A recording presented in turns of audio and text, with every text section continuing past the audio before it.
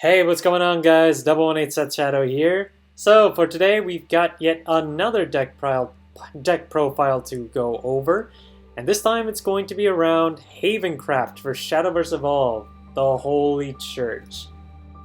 Saying that because the original name for Havencraft from Japan is Bishop, and the main character, Eris, is basically a priestess, kind of like a bishop for the Holy Church that originated in Shadowverse. But let's go ahead and get into the cards and how Havencraft works. Compared to other decks, this is a craft that takes advantage of the use of amulets.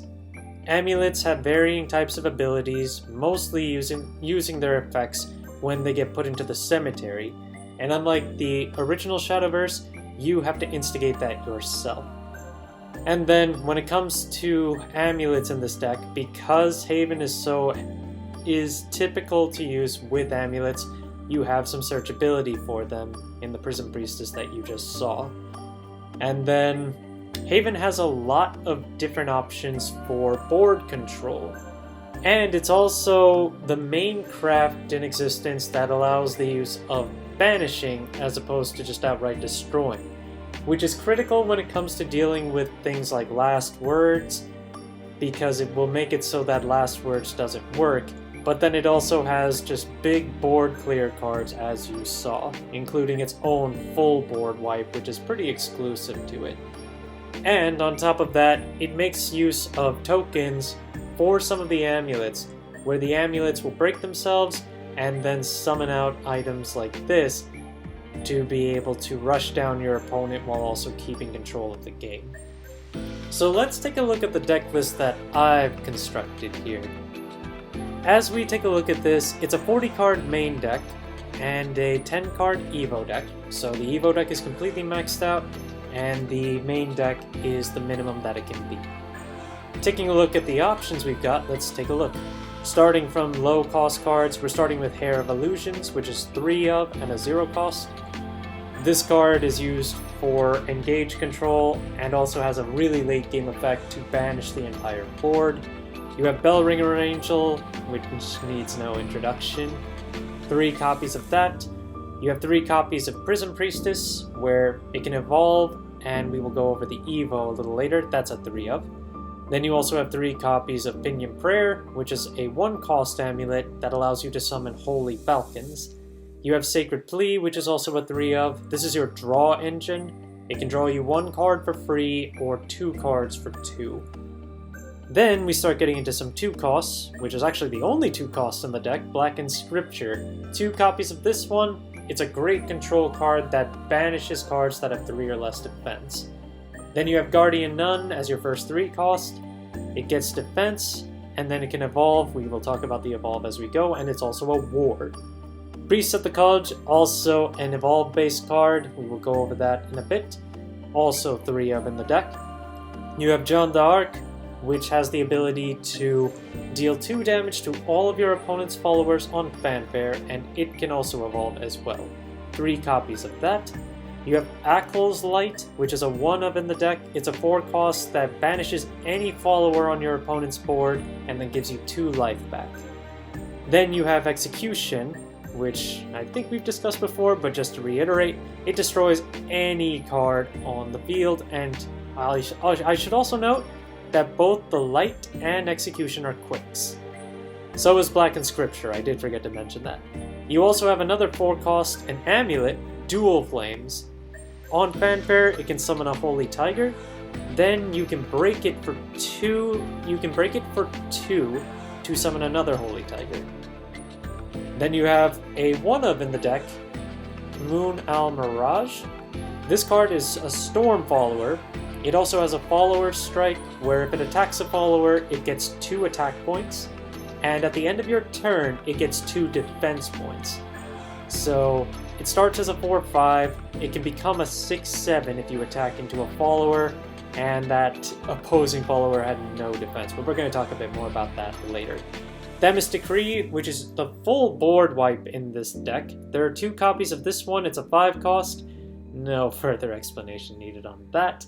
Then you've got another 5 cost, which is one of the big cards of the deck, Holy Sentinel. Once per turn, whenever an amulet leaves your field, you can summon a Holy Flame Tiger and give it Ward. Then you have the only 6 cost of the deck, Curate, which allows you to draw a card and get 5 life back on Fanfare, and it's a 5/5. Then 7 cost wise, that's the top of your deck. You've got Lucifer as a 1-of, and then you have 2 copies of Skullfane, which allows you to search amulets and also deal damage to your opponent's followers and leader every time an amulet leaves the field. Now let's take a look at the Evo cards, starting with the Evo of Bellringer, 1 copy of that, no real introduction needed there. Then you have the Evo of Prism Priestess. When this card evolves, you search your deck for any amulet that you want and add it to your hand. Then you have 2 copies of the Guardian Nun Evo, where when this card evolves, you get 2 life back, and this card also has Ward, just like the base form. Then you have Priest of the Culj. You have 2 copies of this as well. This card banishes any card with 3 defense or less. Basically, it's a blackened scripture on legs. And then you have 2 Evo copies of Jeanne d'Arc, which, like the original, does 2 damage to your opponent's followers on Evo, and as a bonus, it gives all of your other followers 2 more defense.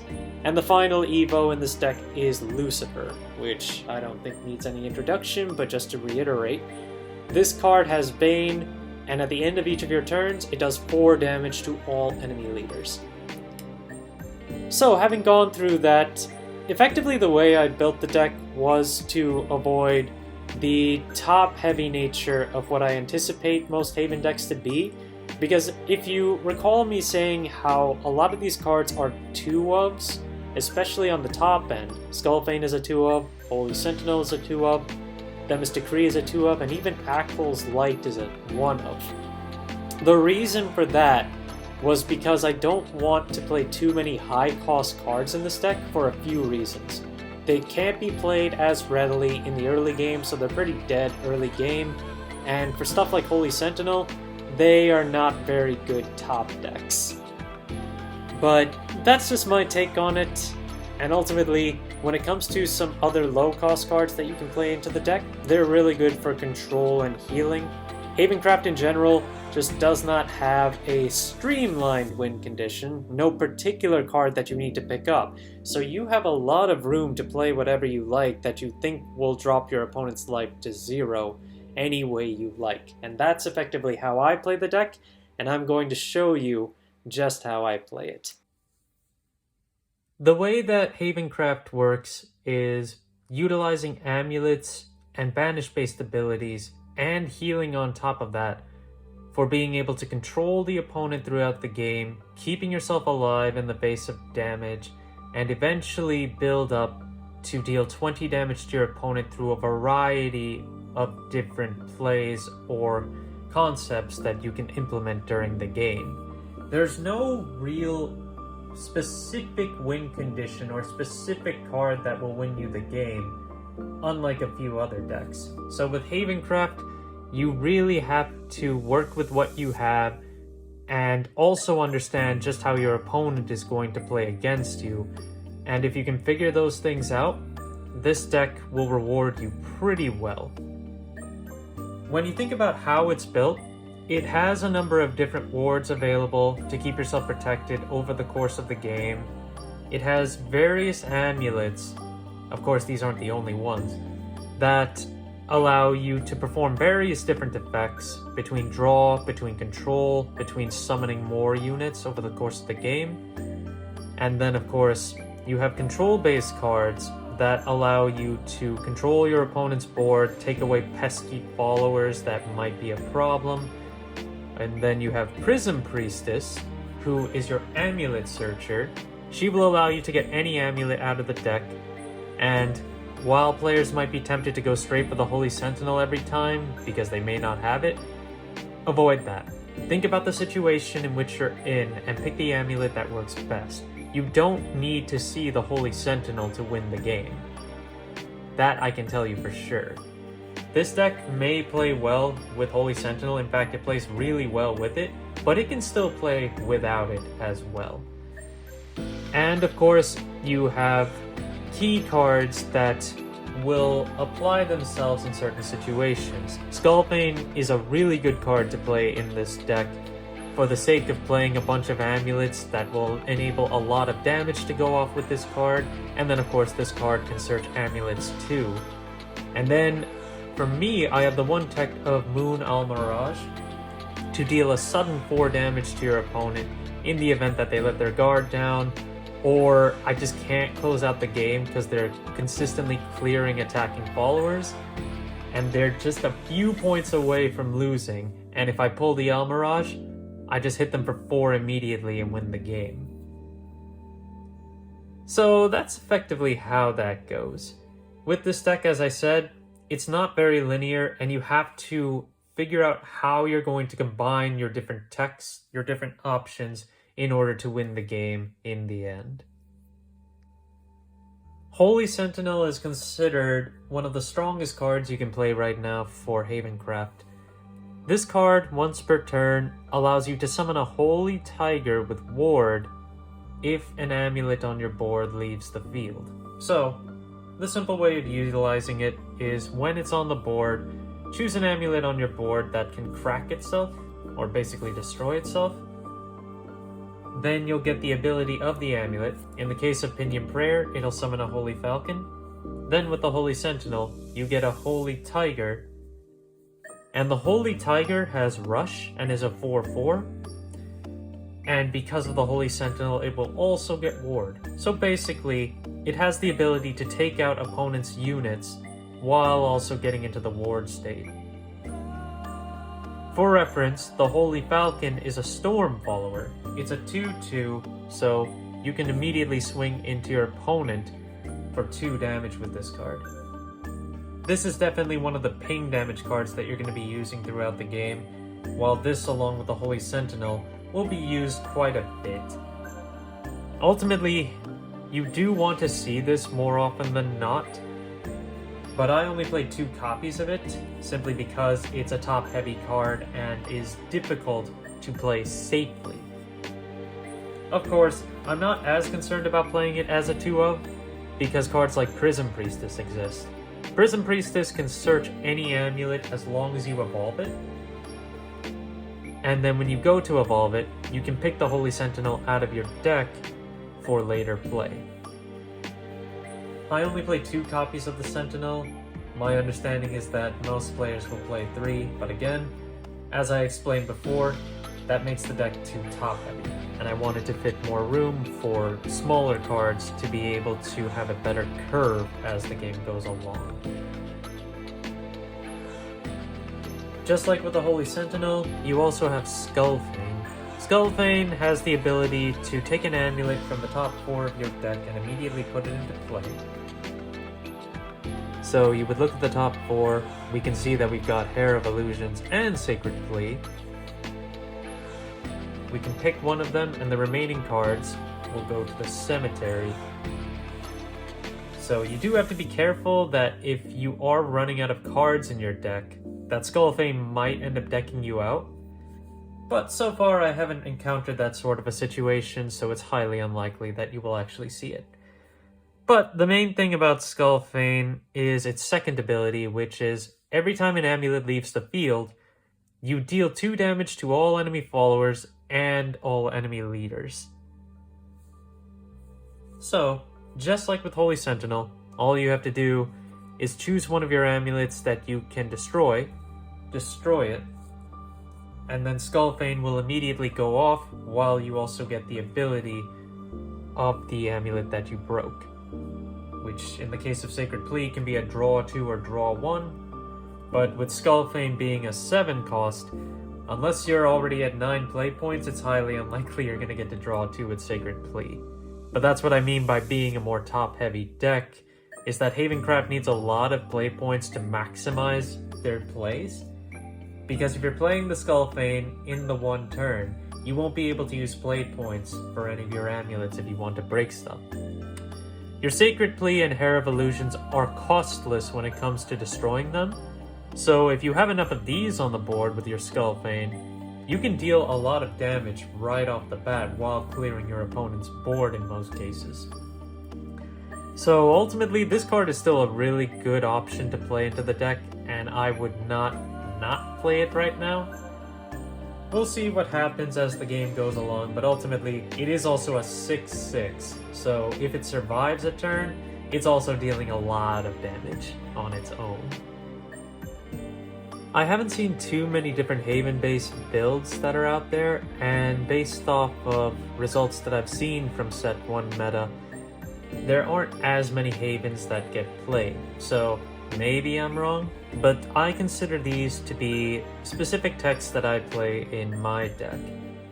The one thing I don't like about the current way that Amulet Haven plays is that it's too top-heavy.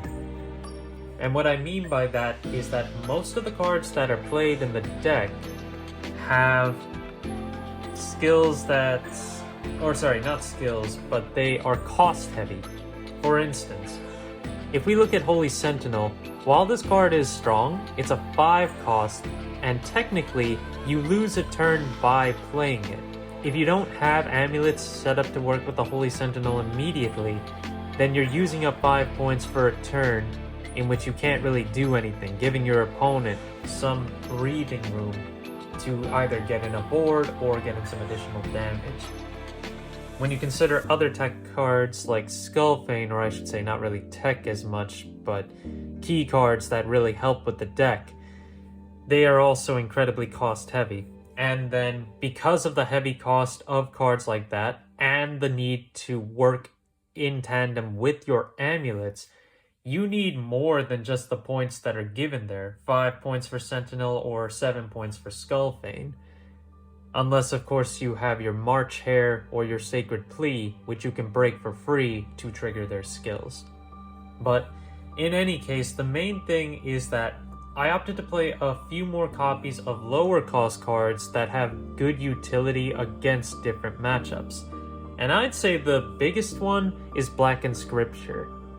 This card is really good to play in Haven, especially for the current Set 1 meta.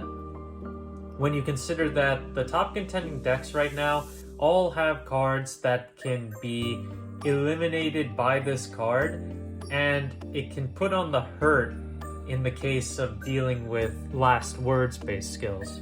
For instance, take Bellringer for example. Bellringer has a last words effect that allows you to draw a card, but how last words works is that the card has to go to the cemetery in order to activate. However, Black Inscripture banishes a card that has 3 defense or less. By banishing it, the card doesn't go to the cemetery at all. It goes out of play, completely out of play. So, if you banish a card with last words, its last words will not activate.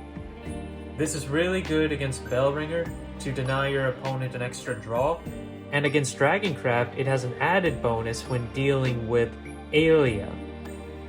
For those of you who don't remember, Aelia is a 3-point card where its last words is gain an empty play point.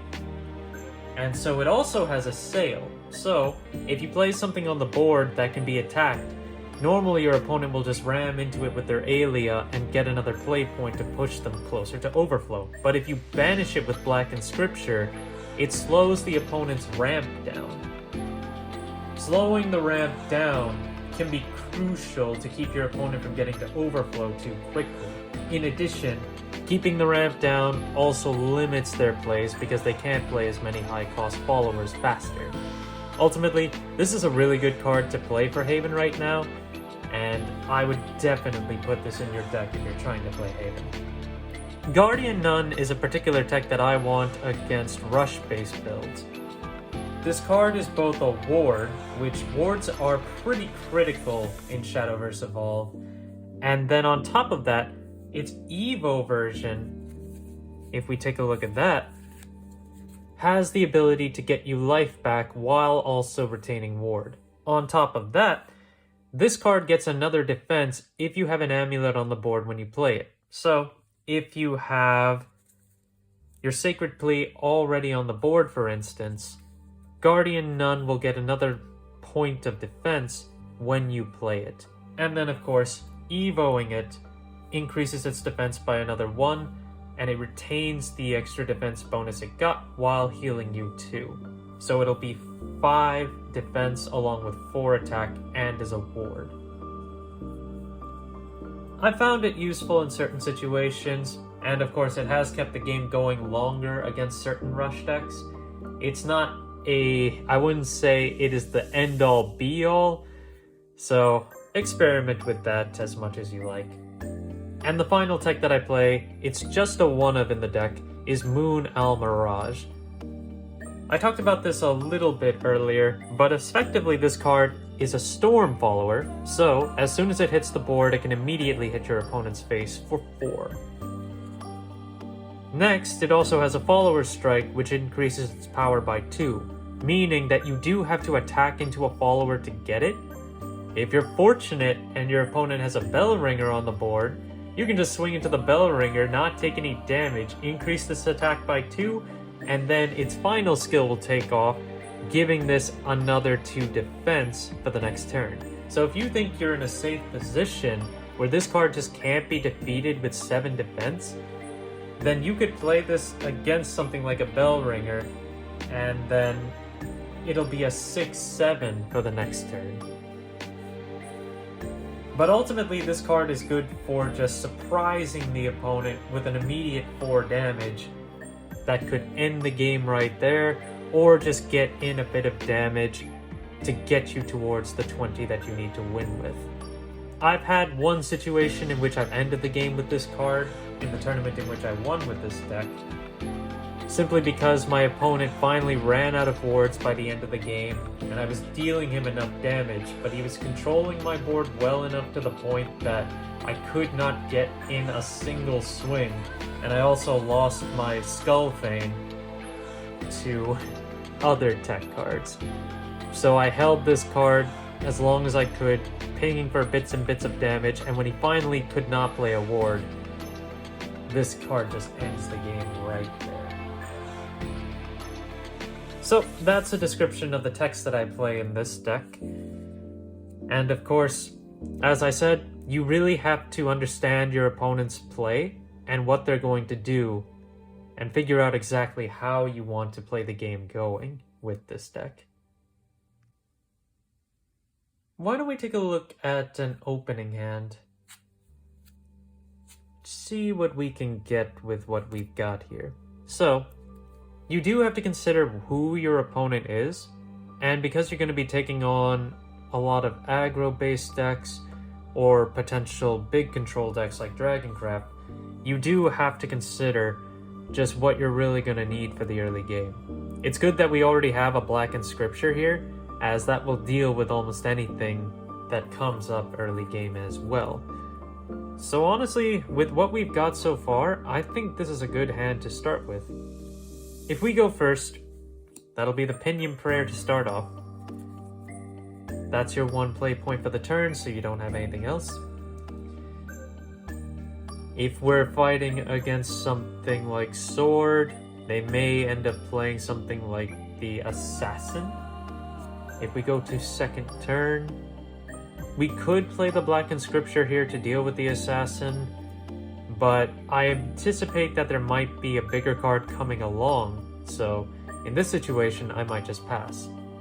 If they attack with something like the Assassin, I'd probably just take it in this situation, and then if they play one of the bigger knights, then I would Blackened Scripture at that point, because the Lamcast Knight, or I can't remember its full name, is a 3/3/2 follower, so it's going to be a lot more difficult to deal with as time passes. Then we move on to the next turn, and we can summon the Guardian Nun at this point. It'll get an extra defense because you have an amulet, you can ward it immediately. While you've already taken the 2 damage, you're still in a good position with this against something like Sword, because against Sword, even if they play the Novice Trooper here, the Guardian Nun has 4 defense due to its own skill, so in order to get rid of it, they would have to crash into it with both the Novice Trooper and the Assassin, losing 2 units in the process, and then when you go to your next turn, I happen to have another Guardian Nun. I can use my point to Evo it, get 2 defense back, and to be fair, unless they have another Novice Trooper, they probably can't even hit you with any damage this turn. I would anticipate something like Floral Fencer to hit the board at this point, so it would actually be more to your advantage to leave the Guardian Nuns standing up to go for some extra damage. Ultimately, you do have to make those calls. This deck is not linear, and how plays go out are not linear as well. So it really just depends on the situation, but that's how an early game might go. And of course, with the combos that I have taught you already, those are more for mid to late game. Ultimately, if you find interest in this deck, do keep in mind it may feel like it's just not that easy to play, but once you do it once or twice, you'll get the hang of it. Ultimately, I think it's a really fun deck to play, and by having multiple options as the curve goes, makes it even more fun to play than just waiting to get to your top heavy cards while your opponent is playing against you as you go. I hope you guys enjoyed. Thanks for watching, and if you liked the video, please like and subscribe if you haven't already. I will see you guys later.